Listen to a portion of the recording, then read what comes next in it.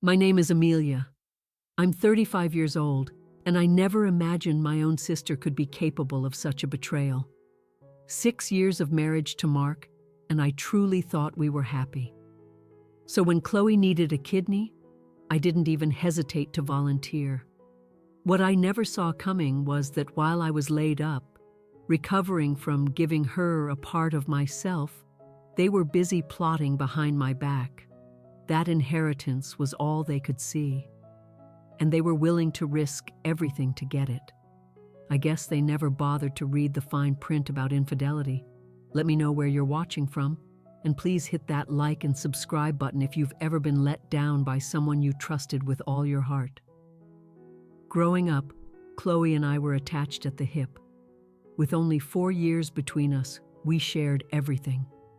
That connection became our lifeline after our parents died in a car accident. I was 17, she was 13. It was a foggy November evening, and they were driving home from their anniversary celebration when another car swerved into their lane. Neither of them survived. That night just shattered our world. Our maternal grandparents took us in. They were old school, a bit stern, but they loved us fiercely and taught us that family was the most important thing in the world. Grandpa Richard had been a very successful architect, building a considerable fortune over his long career, and Grandma Margaret was just as sharp as a real estate developer. They instilled in us a strong sense of right and wrong, always talking about honesty, loyalty, and the unbreakable bonds of family. When our grandparents passed away within a year of each other while I was in grad school, they left a substantial trust fund for Chloe and me. But it came with some very specific conditions. Honestly, we never really looked at the fine print. We were deep in grief, and the details of an inheritance just felt secondary. The lawyer, a kind man named Mr. Peterson, went over the basics with us, but there were clauses in there neither of us really grasped at the time. We were just grateful for the financial stability that meant we could finish our education without worry. I went on to build a career in graphic design, climbing the ladder at a well-regarded agency in Boston. I always felt this deep responsibility for Chloe, like I had to look out for her. She had a much harder time coping with the loss of our parents, got into some trouble in college, and just couldn't seem to find her footing professionally. She bounced from one job to the next, never really finding her passion. I'd help her out with money whenever she needed it, which I have to admit was pretty often. I met Mark at a work conference about 6 years ago. He was an architect, just like my grandpa, and we just clicked. He was charming, driven, and seemed genuinely captivated by my life and my goals. We dated for a couple of years before getting married in this beautiful little ceremony by the ocean. Chloe was my maid of honor. She seemed so happy for me. But looking back now, I can recall these fleeting moments during the reception, a certain look in her eye that I just couldn't place, something I decided to ignore. I was too happy. I thought their relationship, Mark and Chloe's, was just a normal in-law dynamic. They were polite. They'd make small talk at family dinners about sports or whatever was in the news, but I never saw anything that suggested a deeper bond. At least that's what I chose to believe. Chloe always had a complicated dance with money. Even with the comfortable allowance from the trust fund, she was constantly running out. She would call me, sobbing, asking for another loan that I knew she probably wouldn't pay back. Mark used to get so frustrated with her financial irresponsibility, which makes everything that happened later feel so much more twisted and painful. Everything took a sharp turn when Chloe was diagnosed with end-stage renal failure. Her kidneys were shutting down, and fast.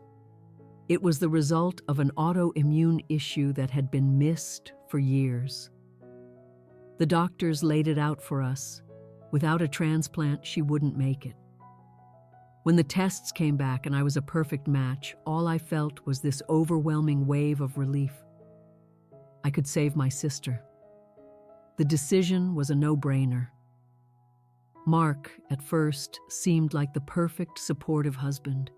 He was there holding my hand during the doctor's consultations, promising he'd be by my side through the whole recovery.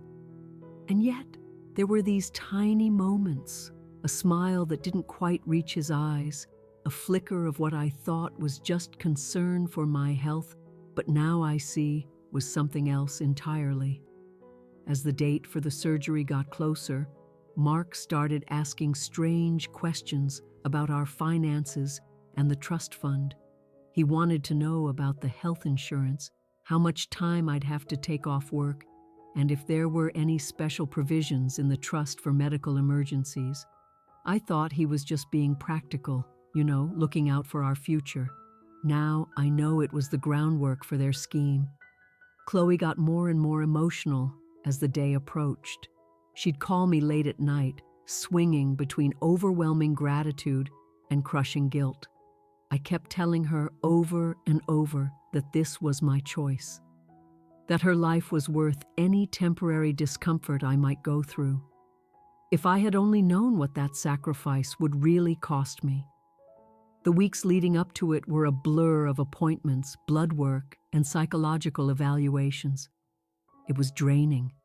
The doctors wanted to be absolutely sure I understood all the risks, potential complications, the long recovery, the small but real long-term health implications. None of it mattered to me. My sister needed me, and there was no way I was going to let her down. The night before the surgery, Mark held me so tight in bed. He whispered that I was the most selfless person he'd ever met, that my capacity to love just amazed him. The memory of those words feels like acid now. Was he already planning their betrayal even as he was saying that? Was my so-called selflessness just another piece on their chessboard? These are the questions that keep me up at night. The morning of the surgery arrived with this tense mix of fear and resolve.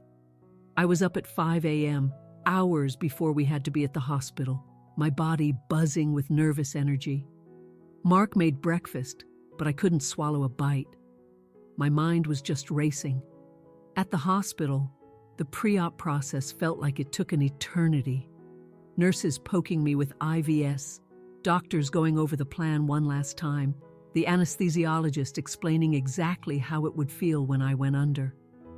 Chloe was in a different prep area, but they wheeled her by my room for a moment before we went into the operating rooms. Her eyes were full of tears. She squeezed my hand and whispered, "Thank you for saving my life." That moment, at least, I think was real. The very last thing I remember before the anesthesia washed over me was the doctor telling me to count backward from 10. I don't think I made it past 8. Waking up was a shock to the system. The pain was immediate, a deep throbbing ache on my left side that the morphine drip couldn't quite erase. My throat felt like sandpaper from the breathing tube. A nurse saw I was awake, checked my vitals, and told me with a warm smile that everything went perfectly. Both Chloe and I were through the surgery without any issues. My kidney was already working inside her. That first day was just a fog of pain meds and fractured sleep. I have this blurry memory of Mark appearing by my bedside, his face hovering above mine, his hand cool on my forehead. He didn't stay long, saying he needed to go check on Chloe and then head home to sort some things out. I was too out of it to argue. The next few days fell into a routine. Mark would pop in for a short visit in the morning, usually when the doctors were doing their rounds. He'd say the hospital environment made him anxious, that he could be more helpful by getting the house ready for my return. He'd mention work deadlines, errands, picking up prescriptions. Always some reason he couldn't stay. Chloe, on the other hand, was recovering at an astonishing pace. The doctors explained that recipients often bounce back faster than donors. By day 3, she was walking over to my room. She would sit with me for hours, talking about nothing important, but I could see the color returning to her cheeks day by day. My gift was working. Despite my own pain, knowing that brought me a deep sense of peace. Sometimes, in that hazy space between sleep and consciousness, I'd overhear Chloe and Mark talking in low voices just outside my door. Their conversations would cut off the second they thought I was waking up. I assumed they were just discussing my condition, trying not to worry me. How incredibly naive I was. I distinctly remember one time hearing Mark say, "We just have to be patient. This needs to be handled delicately." Chloe murmured something back about timing and being sure. In my medicated days, I just let it go. Now those little fragments echo in my mind, the first clues to a betrayal I couldn't yet comprehend. After 8 days, the doctors decided I was stable enough to go home. Mark seemed weirdly hesitant, asking if maybe I should stay for another day or two. The doctor insisted I'd recover better at home as long as I had support. Mark just nodded, but I saw it, a flicker of what looked like disappointment on his face. Coming home was a mix of relief and struggle. Our 2-story house felt like an obstacle course. The stairs were a mountain, and the short walk to the bathroom left me breathless. Mark had set up a recovery space for me in the downstairs guest room, explaining it would be easier than me trying to get up and down the stairs to our bedroom. It made sense, logically, but it also meant we weren't sharing a bed anymore. He went back to work almost right away, saying he'd used up all his time off while I was in the hospital. He'd leave before I was fully awake and come home late, usually after I'd already taken my evening pain meds and was drifting off. On weekends, he was always out running errands. Chloe, meanwhile, was a constant presence. She visited nearly every day, bringing flowers, magazines, and food I had no appetite for. She was glowing with health, full of energy. My kidney was serving her well. She would help fluff my pillows or refill my water glass, playing the part of the dutiful, grateful sister. But her visits had a pattern, too. She always came when Mark was at work and would find an excuse to leave quickly if he got home early. If I mentioned feeling tired, she'd rush to get me my pain medication, urging me to rest. The pills would knock me out, and when I'd wake up, she'd be gone. The physical pain was bad, but the emotional isolation was worse.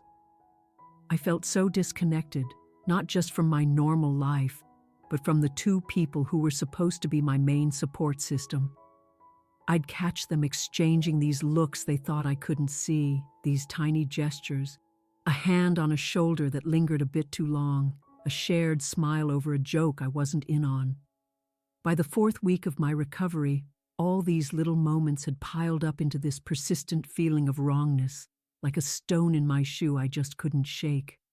But I kept telling myself I was being paranoid, that it was the meds, the pain, the trauma of the surgery.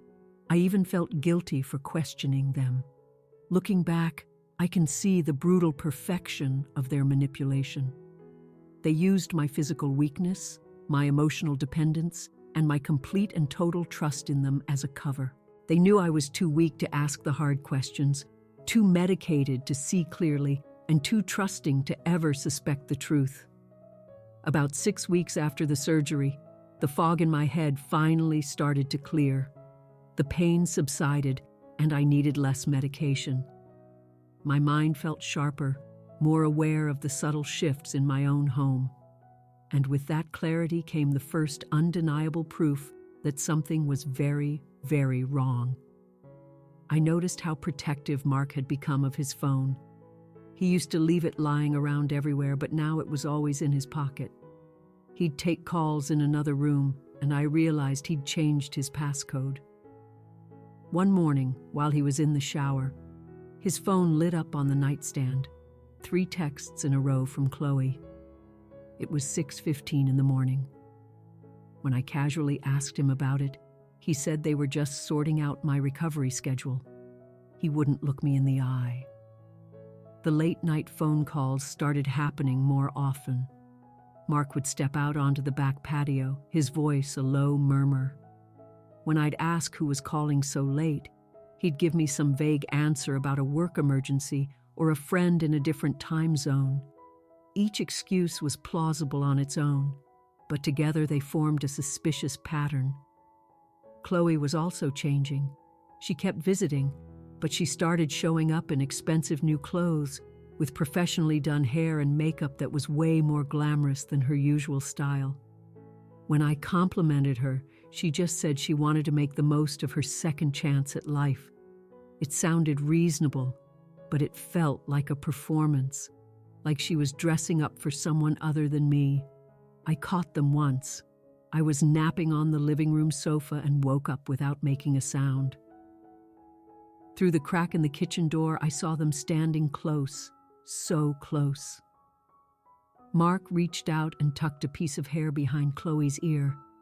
It was a gesture of such intimacy that it sent a shock of ice through my body. She leaned into his touch, and their eyes locked in a way that screamed everything I was afraid of. I deliberately cleared my throat, and they sprang apart. Mark immediately got busy making coffee, and Chloe was suddenly fascinated by something on her phone.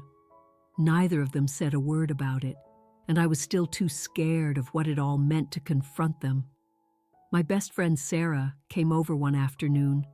After we chatted for a bit, she gently asked if everything was okay between Mark and me. When I asked why, she told me she'd seen them at a restaurant across town the other night. They were in a dark corner booth, looking way too comfortable with each other. Sarah had waved, but they either didn't see her or pretended not to. Her words were the confirmation I needed. This wasn't just in my head. I started paying closer attention. I'd smell Chloe's perfume in the house on days she hadn't visited. I found a different coffee mug in the sink when Mark claimed he'd been home alone all morning. I found receipts for dinners for two, on nights he said he was working late. Each one was a small crack in the facade, and together they were starting to shatter my world. Then I overheard the conversation about the trust fund. I was sitting in the backyard when Mark and Chloe came out onto the patio, not knowing I was just around the corner. They were talking about money, specifically about the terms of our grandparents' trust. Mark said something about how the timing was essential. Chloe replied, "Once we have confirmation, we can move forward with the plan." They went inside before I could hear more, but it was enough. The next day, I was looking for a stamp in Mark's desk and found a folder filled with legal documents about inheritance law. There were printed articles about how trust fund distributions could be sped up or reallocated. And he had highlighted sections about how the birth of a child could change the distribution schedule. It was such a strange thing for him to be researching, especially since we had agreed to wait a few more years before starting a family. That night, I tried to confront him. I asked him directly if something was going on with him and Chloe. His denial was so fast and forceful it took my breath away. He acted offended, turning it back on me, asking if the medication was making me paranoid. He actually reminded me that the doctors had warned about emotional side effects. His gaslighting was so good that I almost believed him. I even called my doctor the next day to ask. The doctor said it wasn't a common side effect and suggested I talk about my concerns at my next checkup. His deflection just made me more certain. I started a journal, documenting every lie, every inconsistency, every hushed conversation. I needed proof, something solid. So I did something I never thought I'd do. I installed a tracking app on his phone while he was asleep and hid a tiny camera among the books on our living room shelf. It felt so wrong, so against everything I believed in. But I was desperate. I had to know the truth. The waiting was torture. Every time the app buzzed with an alert, my heart would pound. This whole process was changing me into someone I didn't even recognize, someone secretive and suspicious. But hadn't they already changed me? Wasn't this just what a woman does when she's fighting to understand why her entire life is falling apart? Sarah was my rock through all of it. She let me cry, she let me rage, and she kept telling me I wasn't crazy. Her support was the only thing that kept me from completely losing my mind. The evidence trickled in. The app showed Mark at Chloe's apartment on nights he claimed to be at the office. The camera caught them in my own living room, their body language screaming intimacy. They were careful, never crossing a definitive line in my house, but their emotional affair was undeniable. But I still didn't understand the why. Why risk everything? And why now, when I was at my most vulnerable? The answer was coming, and it was going to be more devastating than anything I could have ever imagined. The truth finally came crashing down, piece by painful piece. One night, while Mark was in the shower, I did the unthinkable. I used his thumb to unlock his phone as he slept. His text thread with Chloe went back months, long before my surgery. At first, the messages were innocent enough, just discussing my health. But then, right before the operation, the tone shifted. "What if this is our chance?" Chloe had texted. The timing couldn't be more perfect. Mark's reply made my blood turn to ice. I've looked into it. The trust prioritizes distribution to the first beneficiary who has a child. We could get the entire thing. Their whole sickening plan was laid out right there in front of me. They'd been having an affair for months. My surgery was their golden opportunity. It gave them the perfect cover to conceive a child while I was recovering, physically unable to be with my own husband. They planned to claim the pregnancy was mine and Mark's, conceived right before my operation. By the time I could prove otherwise, they figured the inheritance would be theirs. Chloe had even researched it. Kidney donor recovery means no sexual activity for 6 to 8 weeks, she wrote. If I get pregnant now, we can say it happened before her surgery. The dates will work. They had it all figured out. They talked about how my gratitude for Chloe's visits would blind me to what was really going on. I read every single message, each word a new stab to the heart. Their contempt for me was just sickening. I wasn't a sister or a wife. I was just an obstacle. My kidney wasn't enough for them. They wanted it all. The final, brutal confirmation came the next day. I used the tracking app and followed Mark to Chloe's apartment complex. I sat in my car for what felt like an hour, just trying to breathe before I finally got out. My hands were shaking as I used the spare key Chloe had given me years ago for emergencies. I heard them before I saw them. I stood frozen in her hallway, the sounds of their intimacy from the bedroom confirming my worst nightmare. When they finally came out, wrapped in bathrobes, the shock on their faces was absolute. How could you? The words felt so small, so inadequate for the sheer scale of their betrayal. But it was all I could manage. Mark was the first to recover. Amelia. This isn't what it looks like. Don't insult me by lying, I said, my voice surprisingly steady. I know everything, the affair, the plan to get pregnant, the trust fund, all of it. The color drained from Chloe's face. You went through our private messages? Your private messages about stealing my inheritance? About having a baby while I recovered from giving you my kidney? Yes, I did. The nerve of her outrage was almost comical. Mark tried to come toward me. We need to talk about this rationally. I backed away. There is nothing rational about this. Not for me. Then Chloe burst out, not with remorse but with frustration. You don't understand. I'm already pregnant, 10 weeks. The timing was exact. While I was lying in a hospital bed, cut open to save her life, she was sleeping with my husband. The physical pain of that knowledge was so intense, it felt like my ribs were cracking. It was the perfect solution, Mark said. as if he were explaining a business deal. "We need the money from the trust. You know how your grandparents set it up. The first one to have a child gets priority. So my kidney wasn't enough for you?" I asked Chloe, my voice breaking. "You needed my husband and my inheritance too?" Her answer ripped away any last shred of love I had for her. "You've always had it so easy. The good grades, the great career, the perfect husband. Grandma and Grandpa always liked you better. I was just leveling the playing field." Leveling the playing field? By destroying my life? The room started to spin. "It wasn't personal," Mark added, which was maybe the cruelest thing he could have said. "It was about our future." "Our future? You mean yours and Chloe's?" "We thought you'd understand eventually," Chloe said. "That you might even be happy for us." The delusion was breathtaking. Happy? That they had betrayed me in the most horrific way possible? Jason tried another tactic. "The trust has enough for all of us. You wouldn't have been left with nothing. Except my dignity, my marriage, my family." Something inside me just snapped. "I gave you my kidney," I screamed at Chloe.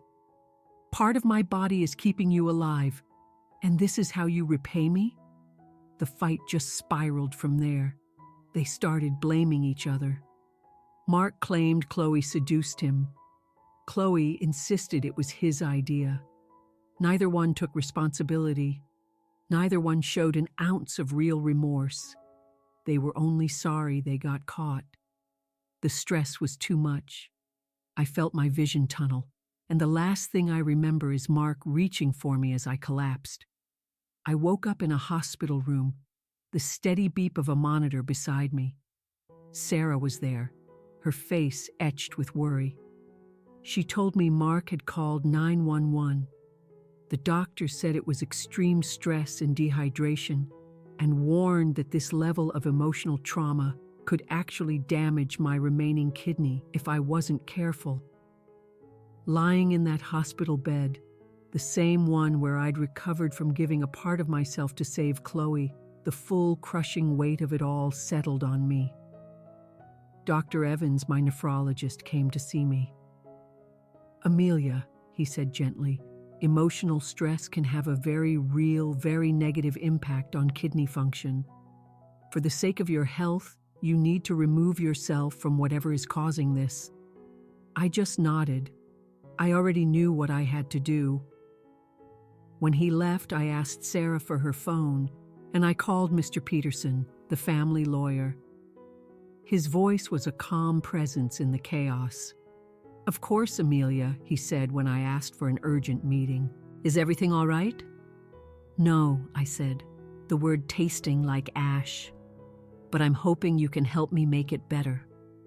3 days later, I was sitting in Mr. Peterson's office. Sarah drove me. I felt fragile, but there was a new steel in my spine.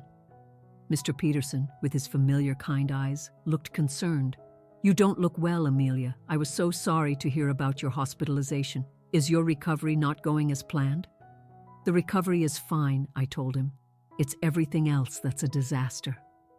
I laid out the entire story, watching his expression morph from concern to shock to a tightly controlled rage. When I was done, he took off his glasses and sighed. "I was afraid something like this might happen one day." "What do you mean?" "Your grandparents were very shrewd people, Amelia.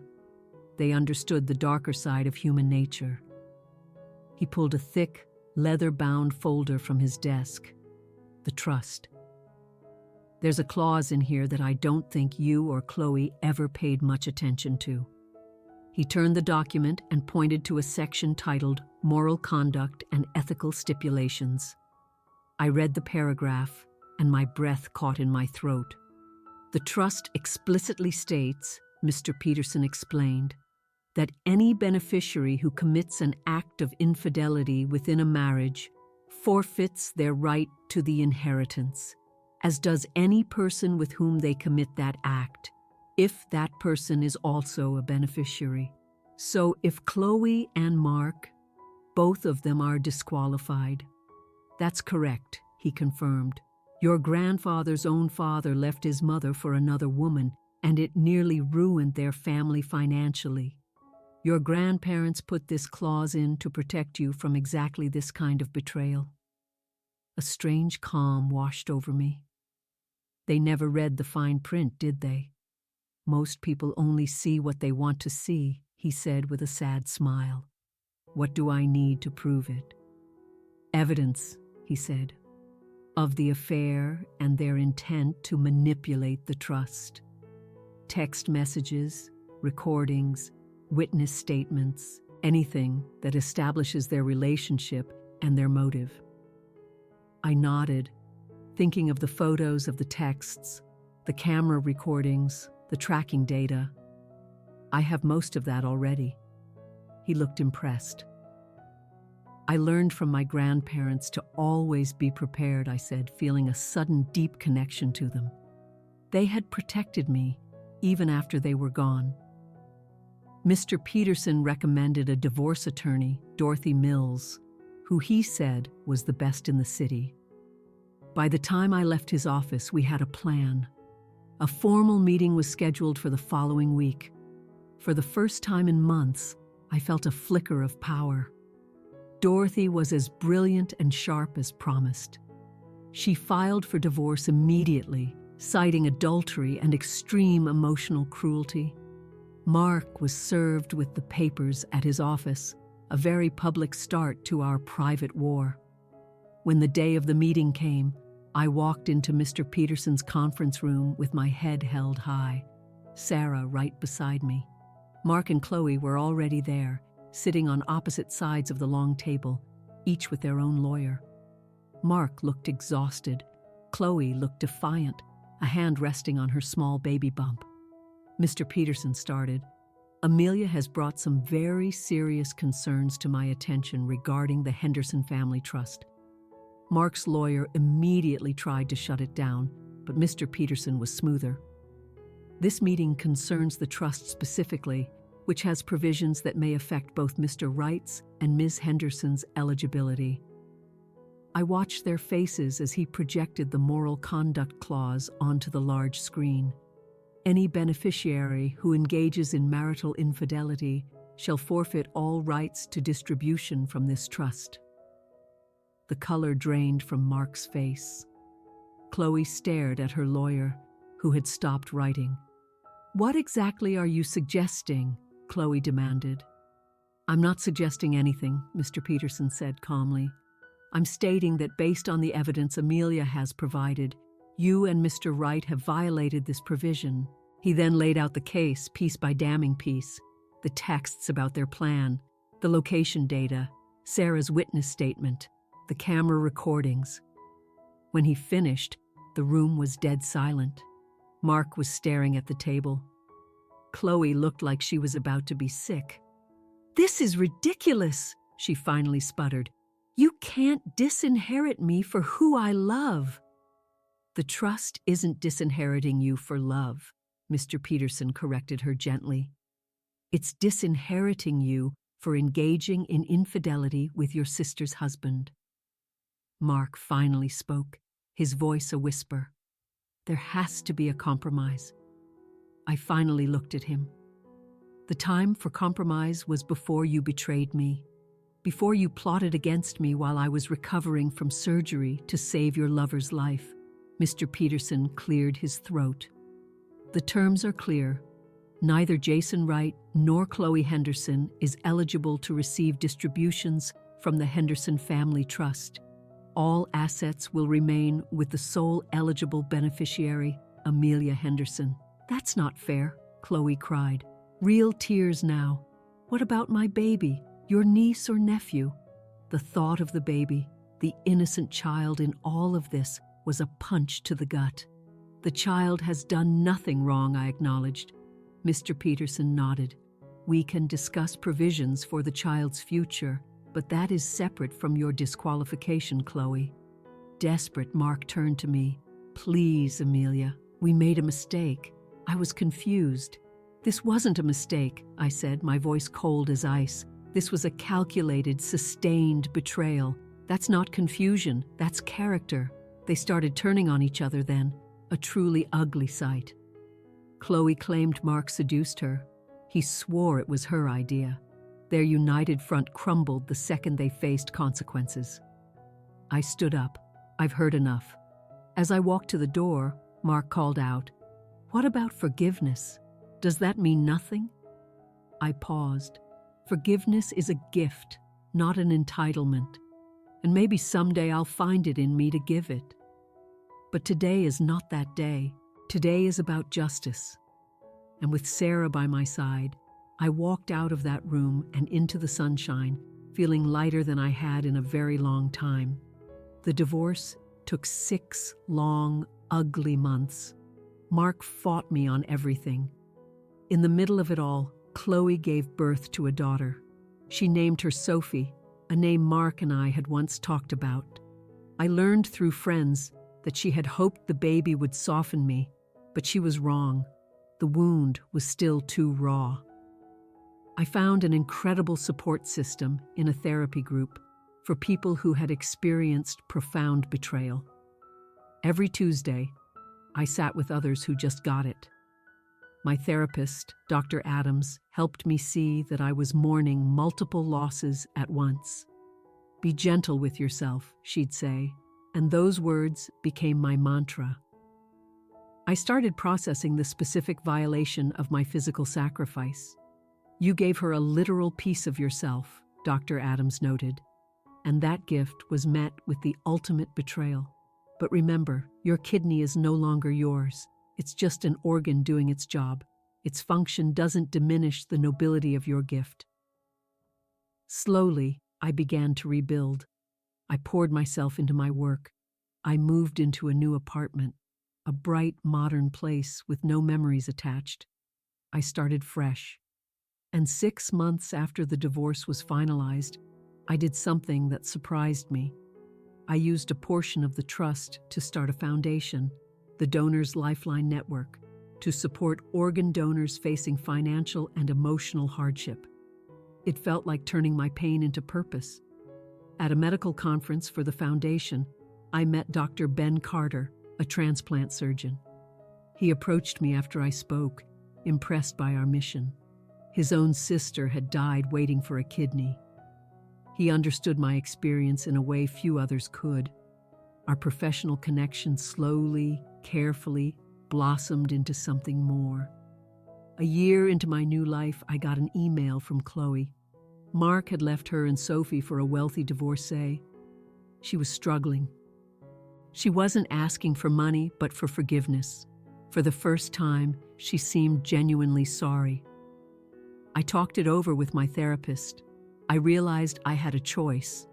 I could hold on to my anger, or I could find a way forward. I decided I couldn't resume a real sisterly relationship with her. The trust was gone forever. But I wouldn't punish Sophie for her parents' choices. I replied to Chloe and set firm boundaries. We would not be friends. We would not rehash the past. But I would start spending time with my niece. It wasn't forgiveness, not really. But it was a step. 2 years have passed now. My life is completely different. I run the foundation full-time. It's supported over 200 donors so far, and each success story heals a little piece of me. My relationship with Ben has become a true partnership, built on honesty and respect. We live together now, and he proposed 3 months ago. On a Tuesday morning, over coffee, I said yes. I trust him, and more importantly, I trust myself again. I heard that Mark's life unraveled. His new relationship fell apart when he was caught embezzling from his partner's company. He's facing serious legal trouble. I feel no joy in his downfall, just a distant pity for the man I thought I knew. Chloe is still struggling, working 2 jobs to support herself and Sophie. Our interactions are brief, limited to when I pick up or drop off my niece. Lily is 2.5 now, a bright, happy little girl who calls me Auntie Amy. I adore her. After a lot of thought, I set up a separate educational trust just for her. The rest of the inheritance now funds my foundation and other charities. Brianna asked me once if I'd forgiven her. I told her the truth. I've let go of the anger, I said. But forgiveness implies a restoration of trust, and that's not possible for us. I've accepted what happened, and I've moved on. She accepted that. Maybe motherhood has changed her. I've learned that the real sacrifice wasn't giving my kidney. The greater sacrifice was choosing to let go of my rage and my desire for revenge. Healing doesn't mean forgetting. It means integrating the betrayal into your life story, but not letting it be the final chapter. My remaining kidney works perfectly, a daily reminder of my resilience. My heart, once shattered, is stronger now. The kidney I gave Chloe saved her life, but in a strange way, her betrayal saved mine. It forced me to build a life that is truly my own, aligned with my deepest values. If you're out there and you're struggling with a betrayal, please know that the path to healing isn't a straight line. Be gentle with yourself. Surround yourself with people who will listen without judgment. And remember, your story doesn't end with the betrayal. It continues with every choice you make to heal. What are your thoughts on forgiveness? Can some relationships be repaired, or are some betrayals too deep? Share your experiences in the comments below. And if this story resonated with you, please like and subscribe to hear more. Thank you for listening. And remember, your worth is never diminished by the people who failed to see it.